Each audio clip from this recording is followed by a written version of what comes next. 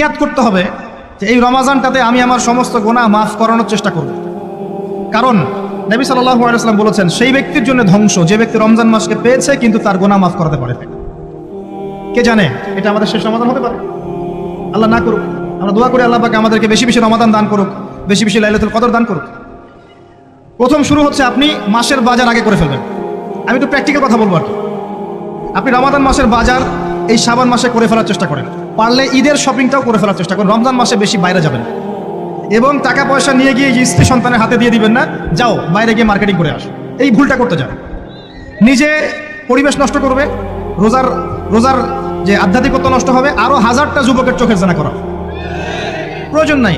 আপনি পরিবারের কর্তা, লিস্ট করে ফেলেন, আপনাকে আল্লাহ পাক যতটুকু সামর্থ্য দিয়েছেন মূল জিনিসগুলো কিনে রেখে দেন, আর বাকি টুকটাক বাজার আপনি করবেন। আর যখন বাজারে যাবেন একটা দোয়া পড়বেন, আপনি 10 লক্ষ নেকি পাবেন ইনশাআল্লাহ। কত লক্ষ? 10 লক্ষ। দোয়াটা শিখাচ্ছি। দোয়াটা হচ্ছে লা ইলাহা ইল্লাল্লাহ ওয়াহদাহু লা শারীকা লাহু লাহুল মুলক ওয়া লাহুল হামদ ইউহয়ী ওয়া ইউমীত ওয়া হুয়া হাইয়্যুন লা ইয়ামুত বিয়াদিহিল খায়রু কুল্লুহু ওয়া হুয়া আলা কুল্লি শাইইন কাদির। একবার পড়লে 10 লক্ষ নেকি পাবেন বাজারে গিয়ে।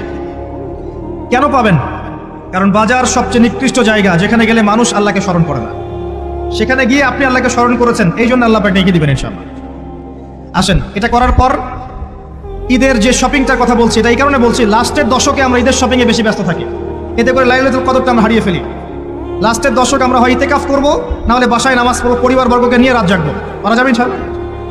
তারাবির নামাজ তো পড়বোই ইনশাআল্লাহ জামাতে। এবং আপনি 20 পড়েন আর 8 পড়েন, আপনি নামাজের কোয়ালিটিটাকে ভালো করার চেষ্টা করেন, নামাজের কোয়ালিটিটাকে বেস্ট করেন।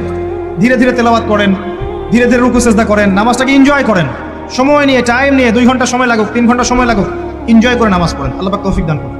এরপর শেষ রাতে আবার ওঠেন, পরিবারবর্গকে নিয়ে নামাজে দাঁড়ান, একসাথে জামাত করে নামাজ পড়েন, পরিবারে নফল নামাজ পড়েন, বাসায় বরকত হবে ইনশাআল্লাহ। রাত জাগেন, বেশি বেশি দোয়া করেন, একটু তেলাওয়াত করেন, একটু জিকির করেন, তাসবিহ তাহলিল করেন, রাতটা কাটিয়ে দেন। শেষের দশকে মার্কেটে ঈদের শপিং করতে যায় না। ঈদের খুশি আছে, ঈদের আনন্দ আছে, ঈদে ভালো পোশাক পরবো, সব ঠিক আছে। এই খুশি কাদের জন্য? قد أفلح من تزكى وذكر اسم ربه فصلى। কার জন্য ঈদের খুশি? যে ব্যক্তি রমজান মাসে আত্মশুদ্ধি অর্জন করতে পেরেছে, রোজা রেখেছে, যাকাত দিয়েছে, নামাজ পড়েছে, লাইলাতুল কদরে রাত জেগেছে, তারাবি পড়েছে, ইত্যাদি ইত্যাদি। এই ব্যক্তি আত্মশুদ্ধি অর্জন করেছে, এই ব্যক্তির জন্য ঈদের খুশি। যে রমজান মাসে সিনেমা দেখেছে, সিনেমার শুটিং করেছে, পর্নোগ্রাফি দেখেছে, সুদ খেয়েছে, শিরক করেছে, বেদাত করেছে, হারাম খেয়েছে, এর জন্য ঈদের খুশি। মানুষকে ঠকিয়েছে, ব্যবসায় মাল কম দিয়েছে, পণ্য মজুত করেছে, ইচ্ছা করে দ্রব্যের দাম বাড়িয়েছে, সরকারকে বিব্রত করেছে, জনগণকে দুর্ভিক্ষের দিকে ঠেলে দিয়েছে, এদের জন্য ঈদের খুশি? কখনো না। ঈদের খুশি তাদের জন্য যারা আত্মশুদ্ধি অর্জন করতে পারছে। আল্লাহ পাক বোঝার তৌফিক দান করুন, আমিন। এটা প্রথম টিপস দিলাম আপনাকে। এবার আসেন, আপনি রমাদানে প্ল্যান করবেন যে আপনার জীবনে বড় বড় পাপগুলো কি কি হয়েছে। এই পাপগুলো যদি মানুষের সাথে জড়িত হয়ে থাকে, আপনি মানুষের সাথে গিয়ে গিয়ে ক্ষমা নিয়ে নেবেন। কারো টাকা নিয়েছেন, দেন নাই, দিয়ে দিবেন। কারো সম্পত্তি পায়, দেন নাই, দিয়ে দিবেন। কারো হকটা নষ্ট করেছেন, গালি দিয়েছেন, গীবত করেছেন বা তহমত দিয়েছেন, অপমান করে ইত্যাদি, ক্ষমা চেয়ে নেবেন। রমাদান মাসে মানুষের হকটা দিয়ে দেন। আল্লাহর কাছে জড়িত যে পাপগুলো আছে, এটার জন্য ইস্তেগফার যথেষ্ট। খালি যদি বলেন আস্তাগফিরুল্লাহাল্লাযী লা ইলাহা ইল্লা হুয়াল হাইয়ুল কাইয়্যুম ওয়া আতুবু ইলাইহি, 1 সেকেন্ডের মধ্যে আল্লাহ পাক আপনার সমস্ত পাপকে নেকি দিয়ে পরিবর্তন করে দিবেন সব। এবার প্র্যাকটিক্যালি যাবেন, সেহরি করবেন। সাহরির মধ্যে বারাকা আছে, সাহরি না করে রোজা রাখাটা উচিত না। সাহরির মধ্যে বারাকা আছে, একটা খেজুর হোক, 1 গ্লাস পানি হোক, আপনি সাহরি করবেন, এর মধ্যে বারাকা আছে। এবং সাহরির সময় এমনভাবে খাবেন না যে এটা আপনার জীবনের শেষ খাওয়া। কথা বুঝতে পারছেন? এত বেশি আইটেম করতে যায় না, এত বেশি ভোগবিলাসী হয়ে গেলে রোজার আধ্যাত্মিকতা থাকবে না। সেহরিতে অল্প খান, যদি খেতে হয় পেটের 3 ভাগের 1 ভাগ খান, 1 ভাগ ফাঁকা রাখেন, 1 ভাগ আপনি পানি দিয়ে পূর্ণ করেন। এখনকার কিছু তথাকথিত আশেকা রসুলের মতো হতে যায় না, যাদের ভুঁড়ির জ্বালায় চেয়ারে বসতে পারে না, এই কাজ করতে যায় না। এটা মুসলিমদের শোভা পায় না। আমরা পরিশ্রমী জাতি, কর্মঠ জাতি, আমাদের এইসব শোভা পায় না। এটাও শেষ জামান হাদিসে আছে।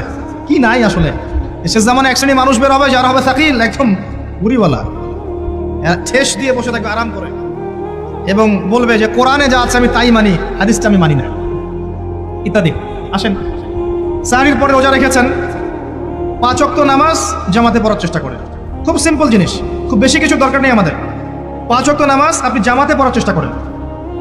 বাসা থেকে ওযু করে বের হবেন, প্রত্যেক পদক্ষেপ হাঁটবেন, আপনার একটা স্টেপে একটা করে গুনাহ মাফ হবে, একটা নেকি লেখা হবে, মর্যাদা বাড়িয়ে দেওয়া হবে। একে 10 দিয়ে গুণ করা হবে, রমজান মাসে আরো 70 দিয়ে গুণ করা হবে ইনশাআল্লাহ।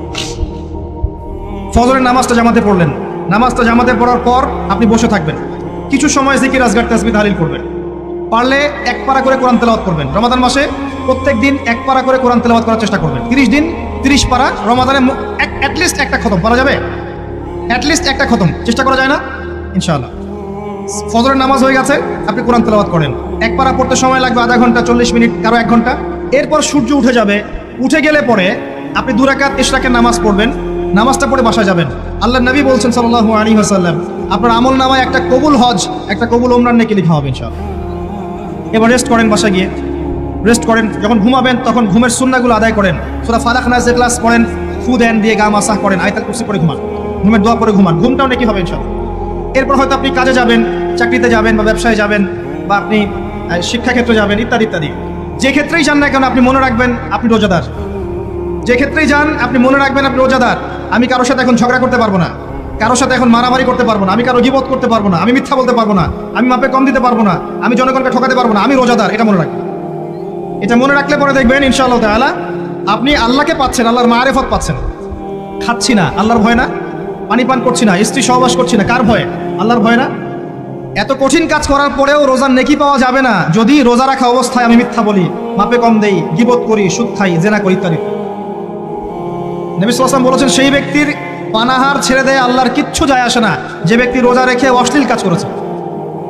মা বোনদেরকেও বলবো, রোজা রেখে যদি বেপরদায় চলেন রোজার কোনো দাম নাই। রোজা রেখেও যদি এমন কাপড় পরে চলেন যেই কাপড় পরা না পরে একই কথা, ঢাকা শহরের ফেমিনিস্ট মেয়েদের মতো জিন্স আর গেঞ্জি পরে ঘোরেন, রোজা রাখা না রাখা পরে একই কথা।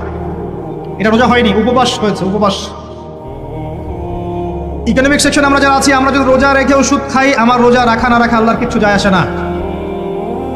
আমরা ধর্মীয় ক্ষেত্রে যারা আছি, জানা অনুযায়ী আমল যদি না করি, দিনকে দুনিয়ার স্বার্থে ব্যবহার করি, আমাদের রোজা রাখা না রাখায় কিছু যায় আসে না। আমরা যদি মিথ্যা বলি, অন্যের গীবত করি, অশ্লীল কাজ করি, গার্লফ্রেন্ডের সাথে সময় কাটাই, ওর সাথে কফি খেতে যাই, ডেটিং করতে যাই, এই যে ফেসবুকের মাধ্যমে চ্যাটিংয়ে প্রেম করি, ইউটিউবে অশ্লীল ভিডিও দেখি, পর্নোগ্রাফি দেখি, ইত্যাদি ইত্যাদি, এইসব রোজা রাখা না রাখা আল্লাহর কিচ্ছু যায় আসে না। আমি হাত জোর করে বিনতি করছি ভাই, খাওয়া পান করা, স্ত্রী সহবাস ছেড়ে দেওয়ার নাম রোজা নয়, এটার নাম রোজা নয়, এটা একটা অংশ রোজার মাত্র। রোজা রেখে আল্লাহর যাবতীয় হারাম ত্যাগ করলে পরে রোজা হবে ইনশাআল্লাহ। এই কাজগুলো করার চেষ্টা করি, আল্লাহ পাক তৌফিক দান করুন। রোজা রাখা অবস্থায় আপনি বেশি বেশি জিকির করবেন। কি করবেন? সুবহানাল্লাহ পড়বেন, আলহামদুলিল্লাহ পড়বেন, আল্লাহু আকবার পড়বেন, লা ইলাহা ইল্লাল্লাহ পড়বেন, লা হাওলা ওয়ালা কুওয়াতা ইল্লা বিল্লাহ পড়বেন, পড়বেন হাসবিয়াল্লাহু ওয়া নি'মাল ওয়াকিল, সুবহানাল্লাহি ওয়া বিহামদিহি, সুবহানাল্লাহিল আযীম, সুবহানাল্লাহিল আযীম ওয়া বিহামদিহি, পড়বেন আস্তাগফিরুল্লাহ ওয়া আতুবু ইলাইহি, আস্তাগফিরুল্লাহ ওয়া আতুবু ইলাইহি, পড়বেন লা ইলাহা ইল্লাল্লাহ ওয়াহদাহু লা শারীকা লাহু লাহুল মুলকু ওয়া লাহুল হামদু ওয়া হুয়া আলা কুল্লি শাইইন কাদির। পারা যাবে না ইনশাআল্লাহ? বেশি বেশি পড়বেন। আরেকটা কাজ করবেন, প্রতিটা কাজ নবী সাল্লাল্লাহু আলাইহি ওয়াসাল্লামের সুন্নাহ মাফিক করার চেষ্টা করবেন। সুন্নাহ মাফিক, খাচ্ছেন তার সুন্নাহ মাফিক, টয়লেট করছেন তার সুন্নাহ মাফিক, ঘুমাচ্ছেন তার সুন্নাহ মাফিক। সুন্নাহর বইগুলো আছে না বাজারে, কিনে নেবেন, কিনে নিয়ে দেখবেন প্রতিটা কাজ কিভাবে করলে সুন্নাহ হবে। এই কাজগুলো করতে গিয়ে আপনাকে গভর্নমেন্ট বাধা দিবে, বিশ্বের পরাশক্তিরা বাধা দিবে, আপনাকে কি কেউ পিটাবে এগুলো করলে, জেল খাটাবে? এগুলো আমাদের ব্যক্তি স্বার্থের ব্যাপার, ইচ্ছা করলেই করা যায়। এই ইচ্ছাটা আল্লাহ পাক আমাদের অন্তরে জাগ্রত করুন, আমিন। একটা কাজে কথা বলবো, নর্মালি আমরা ফরজগুলোতে বেশি ফোকাস করি, ফরজ ওয়াজিবে। রমজান মাসের সুন্নত মোস্তাহাবেও ফোকাস করতে হবে। রমাদানে একটা নফল আপনাকে ফরজের নেকি দিয়ে দিবে ইনশাল্লাহ, রমাদান একটা সুন্নাহ আপনাকে ফরজের নেকি দিবে ইনশাল্লাহ। রমজান মাসে শুধু ফরজ নয়, একটু সুন্নাহ সালাতগুলো, নফল সালাতগুলো একটু বেশি বেশি পড়ার চেষ্টা করি, আল্লাহ পাক তৌফিক দান। স্পেশালি একটা কাজ করার চেষ্টা করতে পারি, ওযু যখন ভেঙে যায়, টয়লেট করলেন ওযু ভেঙে গেল, সাথে সাথে হালকা করে ওযু করে ফেলার চেষ্টা করে, সবসময় পবিত্র থাকার চেষ্টা করে। বেলাল আল হাবাশি নাম শুনেছেন? রাদিয়াল্লাহু আনহু। নবী সাল্লাল্লাহু আলাইহি ওয়াসাল্লাম বলছেন, আমি যখনই জান্নাতে গিয়েছি বেলাল তোমার পায়ের শব্দ শুনেছি। সুবহানাল্লাহ। যেই বেলালকে উত্তপ্ত মরুভূমিতে শুয়ে নির্যাতন করা হচ্ছে, সেই বেলাল বলছেন আহাদুন আহাদ, সেই বেলাল রাদিয়াল্লাহু আনহুর নামে শানে সূরা নাজিল হচ্ছে কুল হুয়াল্লাহু আহাদ। ওই বেলাল রাদিয়াল্লাহু আনহুকে নবী সাল্লাল্লাহু আলাইহি ওয়াসাল্লাম বলছেন, যখনই জান্নাতে যাই তোমার পায়ের আওয়াজ শুনি, তুমি কি এমন আমল করো যার কারণে এই মর্যাদা তোমার? বেলাল রাদিয়াল্লাহু আনহু বলছেন, আমি তো স্পেশাল তেমন কোনো আমল করি না, আপনারা যা করেন আমিও তাই করি, তবে আমার যখনই ওযু ভেঙে যায় আমি ওযু করি, আর আমি ওই ওযু দিয়ে 2 রাকাত নামাজ পড়ি।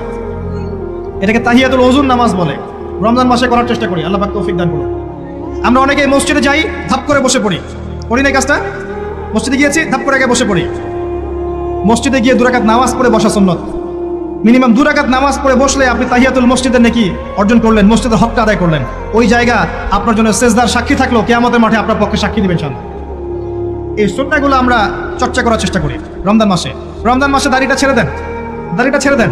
এটা একমাত্র ভিজিবল সুন্নাত, দৃশ্যমান সুন্নাত, যেটা আপনার সাথে কবরে যাবে। যখন কাফন দেয়া হবে তখন দেখা যাবে না আমার সাথে আর কোন কোন সুন্নাহ আছে, এই একটা সুন্নতই দেখা যাবে আমার সাথে কবরে যাচ্ছে। কথা কি বুঝতে পারছেন? আর এটাকে আমরা এখন যত পারি মেয়ে হওয়ার চেষ্টা করছি। নবীজি বলেছিলেন শেষ জামানায় ছেলেরা মেয়েদের পোশাক পরবে, মেয়েরা ছেলেদের পোশাক পরবে। দেখুন মেয়েরা এখন ফর্মাল পোশাক পরছে, জিন্সের গেঞ্জি পরে ঘুরছে, আর ছেলেরা ক্লিন শেভ। ছেলেরা মেয়েদের মতো গাল বানাচ্ছে। আর কোন সাইনের জন্য অপেক্ষা করছেন? নবীজি বলেছিলেন উঁচু উঁচু বিল্ডিং নির্মাণের প্রতিযোগিতা করা হবে। একবার এয়ারে ঢাকার কাছাকাছি আসবেন, এয়ারে তো সফর করেছেন আপনারা অনেকেই, যখন এয়ার ফ্লাই করে, টেক অফ করে বা ল্যান্ড করে, যখন ঢাকার কাছাকাছি, তখন উপর থেকে আপনি ঢাকাকে দেখবেন। কেন বলেছি this is the city of Akhiruzzaman, কেন বলেছি? নবীজি বলেছেন কিয়ামতে 2টা মেজর সাইন, 2টার মধ্যে একটা হচ্ছে আনতারাল হুফাতাল উরাতাল আলাতা রিয়াশাইয়া তাতাওয়ালুনা ফিল বুনিয়ান। যখন সমাজের দরিদ্র শ্রেণীর মানুষেরা, যাদের পায়ে স্যান্ডেল ছিল না, গায়ে কাপড় ছিল না, এরা উঁচু উঁচু বিল্ডিং নির্মাণের প্রতিযোগিতা করতে থাকবে, ফান্তাজিরিস সাআহ, তখন কিয়ামতের অপেক্ষা করতে থাকবে। আজকে থেকে 100 বছর আগে ছিল এগুলা? 200 বছর আগে ছিল? সুবহানাল্লাহ। আর কোন সাইনের জন্য অপেক্ষা করছেন? তিনি বলেছেন শেষ জামানায় women will dressed but still they will be naked. মহিলারা কাপড় পরবে, তারপরেও তারা নগ্ন থাকবে। আপনি ঢাকার শপিং মলে যান, আপনি দেখেন। আর কোন সাইনের জন্য অপেক্ষা করছেন? শুধু ঢাকা কেন, গ্রামগঞ্জে ছড়িয়ে পড়েছে এগুলো, এখন গ্রামেও ছড়িয়ে পড়েছে। গ্রামে আরো বেশি দেখা গেছে মাশাআল্লাহ। গ্রামে গিয়ে আমরা হতভাগ, সুবহানাল্লাহ। গ্রামের মেয়েগুলা, গ্রামের মেয়ে ঢাকা শহরের মেয়েকে পার করে ফেলেছে। বাদ দেন, ওদিকে না যাই, ডিফারেন্ট টপিক। আমরা রমাদান মাসের সুন্নাহগুলো আমল করার চেষ্টা করি। তাহিয়াতুল মসজিদ আমল করার চেষ্টা করেন, তাহিয়াতুল ওযু আমল করার চেষ্টা করেন, বেশি বেশি জিকির করেন। এবার আসেন রমাদানে জাকাত হিসাব করবেন। জাকাত, আপনার জাকাত হিসাব করেন, কত টাকা জাকাত এসেছে। জাকাতের হিসাব জানেন তো? হ্যাঁ, 7.5 ভরি স্বর্ণ, রৌপ্য কত? 52.5 তোলা।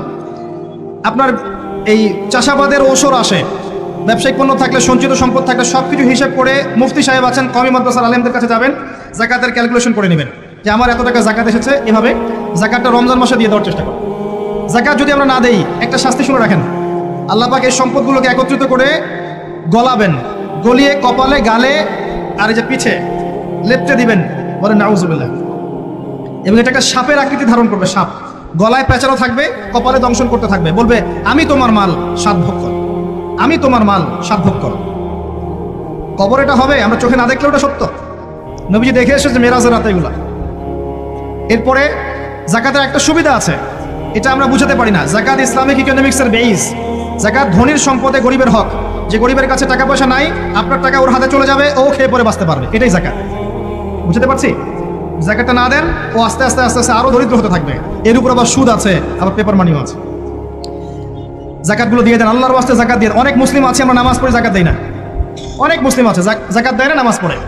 জাকাত অস্বীকারীদের বিরুদ্ধে আবু বকর সিদ্দিক রাদিয়াল্লাহু আনহু যুদ্ধ করেছিলেন, এজ এ আমির, রাষ্ট্রের পক্ষ থেকে যুদ্ধ করেছিলেন।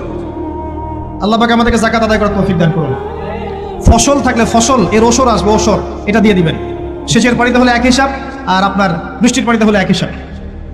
রমজান মাসে বেশি বেশি দান সাদাকা করবেন, বেশি বেশি মানুষকে দান সাদাকা করেন।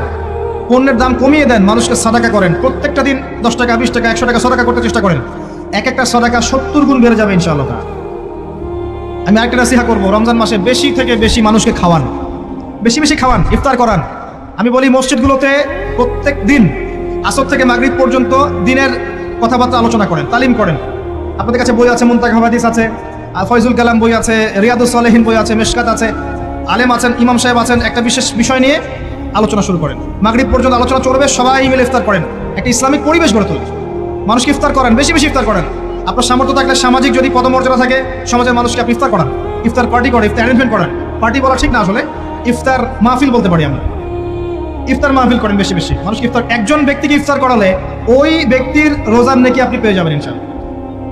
প্রজেক্ট করেন, ইফতারের প্রজেক্ট করেন, মানুষের টাকাগুলো নেন, সংগ্রহ করে গরিবদের মাঝে ইফতার বিলিয়ে দেন। দুটা পদ্ধতি হতে পারে, আমি নিজেও করবো ইনশাআল্লাহ তাআলা। দুটো পদ্ধতি হতে পারে, ডেইলি বেসিসে ইফতার দিতে পারেন, অথবা মাসের বাজার করে দেন। এক মাসে কি কি লাগে, কতটুকু চাল বুট ডাল লাগে লিস্ট করেন, করে একটা ফ্যামিলিতে একটা প্যাকেট পাঠিয়ে দেন। দেখবেন পুরো ফ্যামিলি ইনশাআল্লাহ তাআলা রমজান মাসটা খেয়ে পরে বাঁচতে পারবে। এগুলো আমরা না করলে কারা করবো? অমুসলিমরা করবে? অমুসলিমরা করে করেই তো সবাইকে খ্রিস্টান বানাচ্ছে। কোথায় আছেন আপনি? সমাজ সেবা করে করে তো মানুষের ঈমান আমল হরণ করে ফেলছে, আর আমরা সমাজ সেবা করতে চাচ্ছি না। জি, আমরা গরিব মানুষের পাশে দাঁড়াচ্ছি না, ওরা গিয়ে দাঁড়াচ্ছে। দেখবেন মানুষ বলছে হ্যাঁ এই ধর্মটা ভালোই, আমি খ্রিস্টান হয়ে যাই। কত মানুষ যে খ্রিস্টান হয়ে যাচ্ছে আপনি জানেন? পরে বুঝবেন যখন আমরা এই যে হাত বাঁধা, পায়ে পা রফুলে ইত্যাদি নিয়ে মারামারি করছি, কে কোন মাযহাব, কে কোন তরিকা, কার কোন ত্রুটি আছে, এগুলো নিয়ে আমরা সোশ্যাল মিডিয়ায় ঘাটাঘাটি করছি। এই সময়গুলোর মধ্যে এগুলো অনেক এগিয়ে গেছে।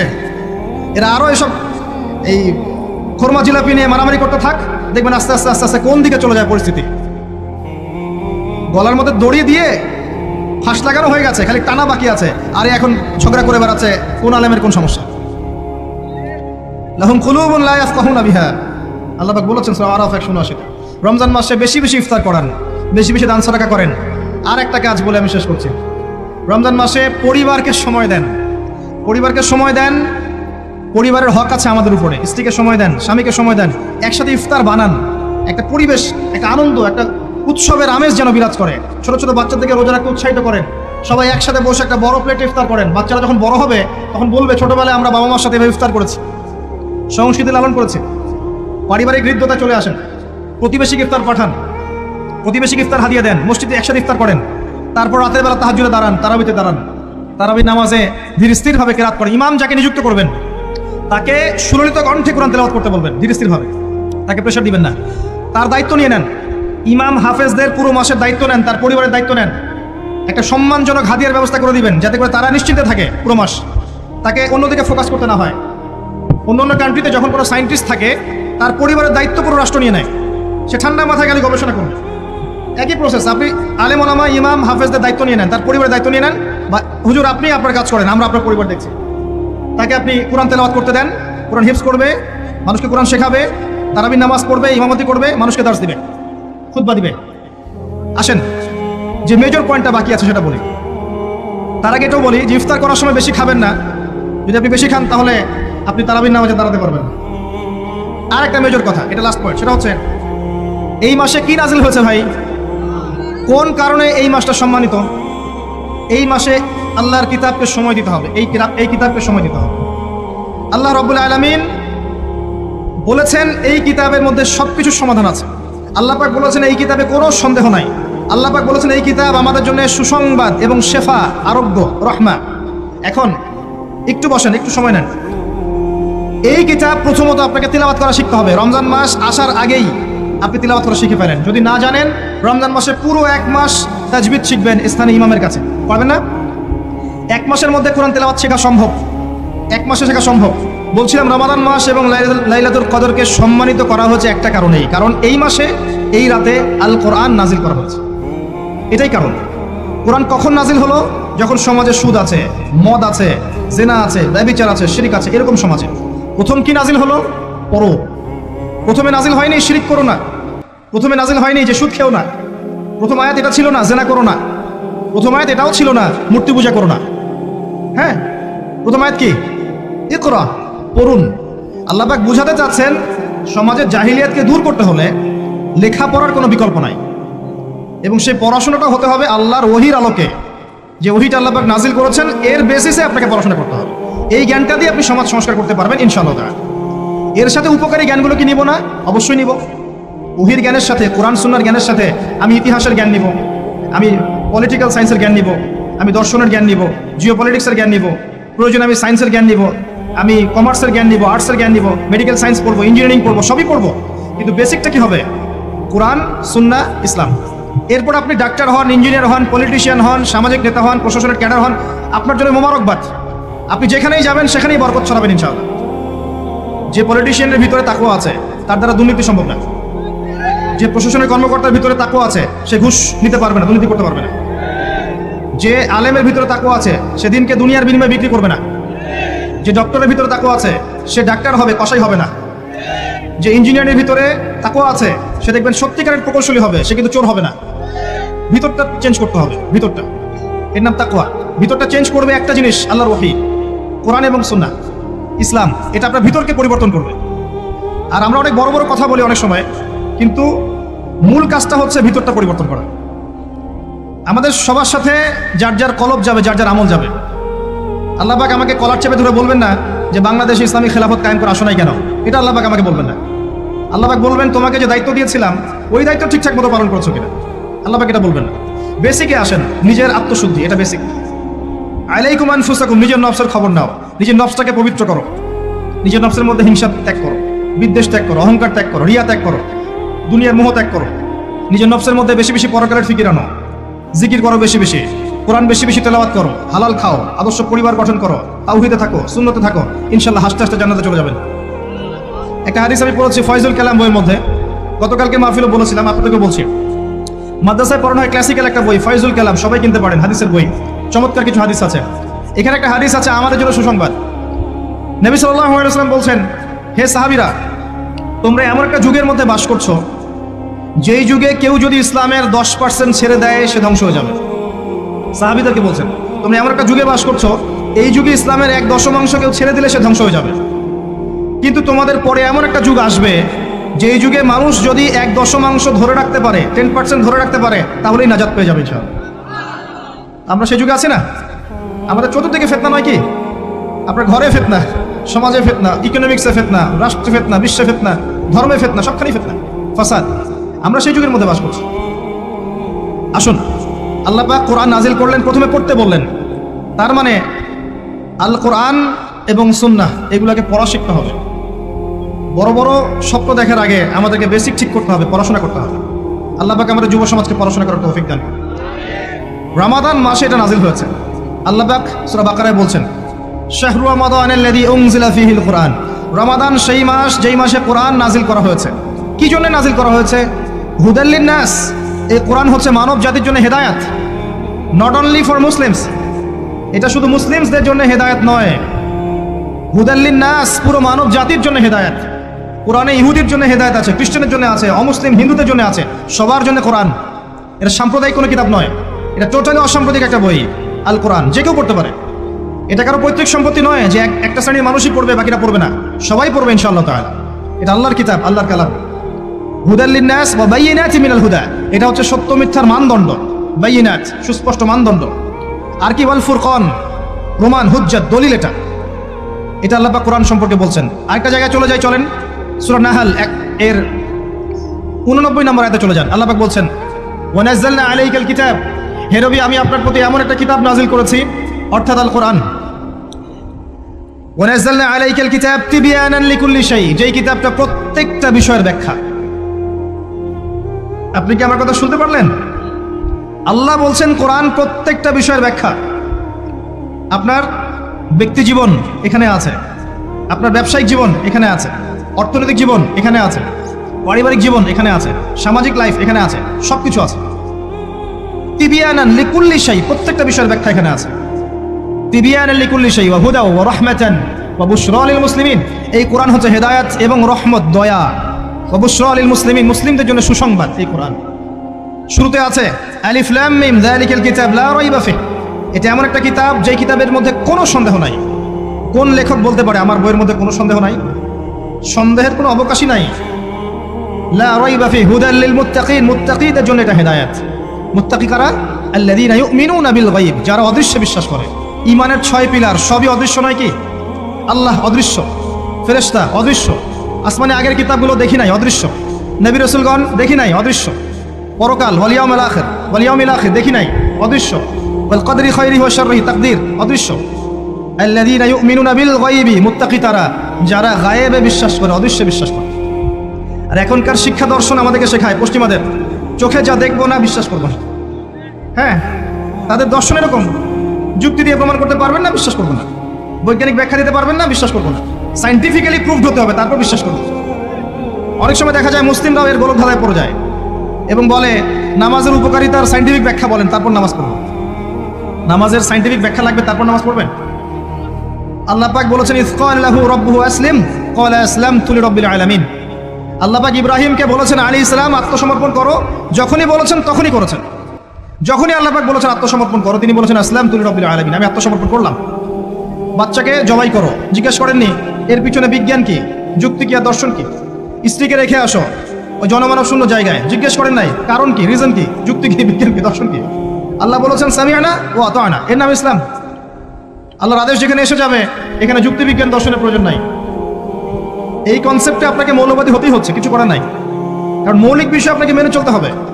হ্যাঁ, প্রত্যেকটা বিষয়কে আপনি ব্যাখ্যা করতে পারবেন যদি সেই জ্ঞান আপনার কাছে থাকে, কিন্তু যুক্তি বিজ্ঞান দর্শনের সীমাবদ্ধতা আছে, সবকিছু ব্যাখ্যা করতে পারে না। ভালো করে শিক্ষা দর্শন হজম করে তারপর পড়াশোনা করেন, অন্যথায় আপনারা দাড়ি টুপি নিয়েও অনেক সময় দেখবেন এই যে এটা কি বলে এথিজমের দিকে যাচ্ছেন, নাস্তিকতার দিকে যাচ্ছেন। আসেন মূল জায়গায় আসি। আল্লাহ রাব্বুল আলামিন কোরআন সম্পর্কে কথা বলছেন, লা রাইবা ফিহি, এর মধ্যে কোনো সন্দেহ নাই। একই সূরার মধ্যে আল্লাহ পাক বলছেন যে ওয়া ইন কুনতুম ফি রাইবিন মিম্মা নাযালনা আলা আবদিনা ফাতু বিসূরাতিন মিন মিথলি, তোমরা যদি এই কিতাব নিয়ে সন্দেহ করে থাকো যে এই কিতাব আল্লাহর পক্ষ থেকে এসেছে নাকি অন্য কারো পক্ষ থেকে এসেছে, তোমরা যদি এই কিতাব সম্পর্কে সন্দেহ পোষণ করো যেটা কি আল্লাহর পক্ষ থেকে এসেছে না অন্য কারো পক্ষ থেকে এসেছে, তাহলে এর মতো কিছু আয়াত নিয়ে এসে দেখাও, একটা সূরা রচনা করে দেখাও। ওয়াদউ শুহাদাকুম মিন দুনিল্লাহি ইন কুনতুম সাদিকিন, তোমাদের যত সাক্ষী আছে, সহকর্মী আছে, তোমাদের সাপোর্ট দেওয়ার মতো যারা যারা আছে সবাইকে ডেকে নিয়ে আসো, এনে এই কোরআনের মতো একটা সূরা রচনা করে দেখাও যদি সন্দেহ পোষণ করে থাকো। আল্লাহ এর পরে বলছেন ওয়া ইল্লাম তাফআলু, তোমরা যদি এটা করতে না পারো, ওয়া লাম তাফআলু, কোশ্চেন কালেও পারবে না। তোমরা যদি এটা করতে না পারো, মানে একটা সূরা রচনা করতে না পারো, এরকম কোনো কিতাব রচনা করতে না পারো, একটা আয়াত রচনা করতে না পারো, তাহলে জেনে রাখো ফাত্তাকুন নার আল্লাতী ওয়াকুদুহা আন-নাস ওয়াল হিজারা, সেই আগুনকে ভয় করো যার ইন্ধন হবে মানুষ এবং পাথর। উইদ্দাত লিল কাফিরিন, যা কাফেরদের জন্য প্রস্তুত করা হয়েছে। আল্লাহ পাক এই কোরআনটা নাজিল করেছেন কোন মাসে ভাই? রমাদান মাসে।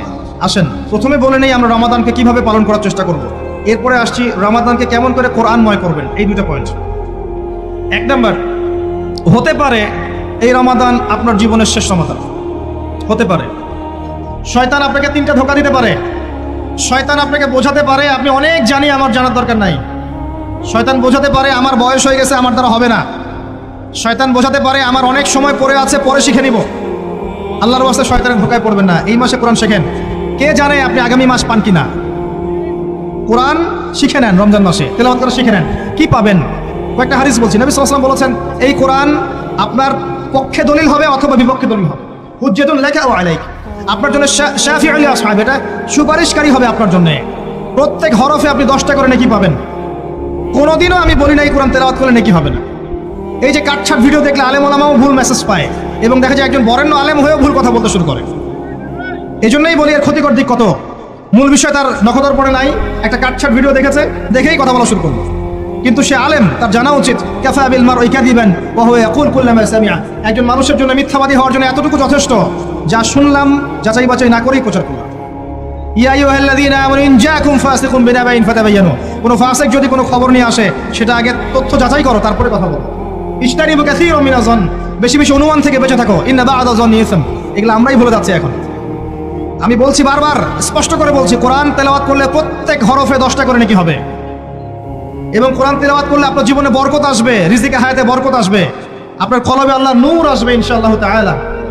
কোরআন আপনার পক্ষে সাক্ষী দিবে, আপনার পক্ষে দলিল হবে, হুজ্জা হবে ইনশাআল্লাহ। প্রত্যেক হরফে 10 নাকি। তবে শুধু তেলাওয়াত করলেই আমি কোরআনের অর্থগুলো বুঝতে পারবো না, আর অর্থগুলো না বুঝলে আমি কোরআনে আল্লাহর মৌলিক মেসেজগুলো ধরতে পারবো না। ধরতে না পারলে সেই মেসেজগুলোর উপর আমল করতে পারবো না। এই কারণে কোরআনের অর্থটা বোঝা জরুরি, এর ভাষা শেখা জরুরি, কারণ আদেশ নিষেধ আমাকে মানতে যেতে হবে। এবং কোরআন গবেষণা করতে হলে অবশ্যই অর্থ জানতে হবে, ভাষা শিখতে হবে, এর তাদাব্বুর তাফাক্কুরে ডুবে যেতে হবে, যেটা শুধুমাত্র তেলাওয়াত করা সম্ভব নয়। এটা বোঝাতে চেয়েছি।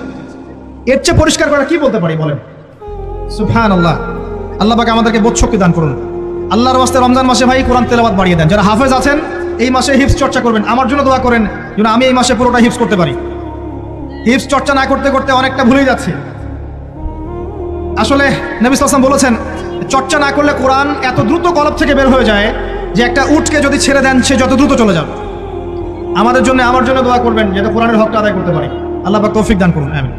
এবং যারা হাফেজে কোরআন তাদের উচিত আরবি ভাষা এবং সাহিত্য জেনে তাফসিরগুলো পড়ে কোরআনের আয়াতগুলো কিনে একটু গবেষণা করা, আয়াতগুলো বোঝার চেষ্টা করা, আল্লাহ পাক কি বলেছেন কোরআনের মধ্যে বোঝার চেষ্টা করা, এগুলো জনগণকে বোঝানো। এবং এটা বোঝাতে আপনি উগ্র হবেন না, চরমপন্থী হবেন না, আক্রমণাত্মক হবেন না। আমরা কেউ কারো শত্রু নই, আমরা সবাই সবার বন্ধু, সবাই সবার ভাই। আমরা সবাই সবার ভাই, এক উম্মাহ, ওয়ান উম্মাহ নেশন। তাই আমরা কোরআনের মৌলিক মেসেজগুলো যুগোপযোগীভাবে সবার সামনে তুলে ধরবো, উপস্থাপন করব, মানার জন্য ফোর্স করব না। যাকে আল্লাহ পাক হেদায়েত দিবেন সে মানবে ইনশাআল্লাহ, যাকে আল্লাহ পাক হেদায়েত দিবেন না সে মানবে না, তার হিসাব সে দিবে, আমার কোনো দায় দায়িত্ব নেই। আর সর্বশেষ কথা হচ্ছে, আল কোরআন এর মধ্যে অনেক আদেশ এবং নিষেধ আছে। রমজান মাসে আমরা যদি কোরআন পড়ি আর বুঝি কিন্তু কোরআনের আদেশ আর নিষেধগুলোকে ফলো না করি, না মেনে চলি, তাহলে আদতে কোরআনের হকটা আদায় হচ্ছে না। এবং এই কোরআনের মেসেজ আমাদেরকে মুসলিম অমুসলিম সবার দ্বারে দ্বারে পৌঁছে দিতে হবে ইনশাআল্লাহ তাআলা। যেভাবে কোরআনের দাওয়াতের ফলে, হাদিসের দাওয়াতের ফলে নবী সাল্লাল্লাহু আলাইহি ওয়াসাল্লাম আইয়ামে জাহিলিয়াতের সেই জাহিলিয়াতকে দূর করে আলোকিত সমাজ প্রতিষ্ঠা করেছিলেন, ইনশাআল্লাহ আজও সম্ভব এই কোরআন সুন্নাহর দাওয়াতকে দিয়ে আজকের সমাজে চলমান জাহিলিয়াতগুলোকে দূর করে আলোকিত বাংলাদেশ প্রতিষ্ঠা করা। আল্লাহ পাক আমাদেরকে তৌফিক দান করুন, আমিন। আমি আমার আলোচনা এখানে শেষ করছি, আজকে আর লম্বা করছি না। আপনারা কষ্ট করে এসেছেন, বসেছেন, আলোচনা শুনেছেন, আদবের সাথে বসেছেন, শৃঙ্খলা রক্ষা করেছেন। আমরা দোয়া করি আল্লাহ পাক আপনাদের সবার নেক হায়াত, হালাল রিজিকে আল্লাহ পাক প্রশস্ত করুন। আমাদের সবাইকে আল্লাহ পাক রমজানে পৌঁছে দিন, রমজানে বেশি বেশি রোজা রাখার তৌফিক দান করুন। রমজান মাসে আমাদেরকে আল্লাহ পাক যাকাতগুলো দিয়ে দেওয়ার তৌফিক দান করুন, বেশি বেশি জিকির আজগার করার তৌফিক দান করুন, কোরআনের হকগুলো আদায় করার তৌফিক দান করুন, প্রত্যেক দিন এক পারা করে কোরআন পড়ার তৌফিক দান করুন, এবং আমাদের পরিবার বর্গগুলোকে আল্লাহ পাক হেদায়েত দান করুন।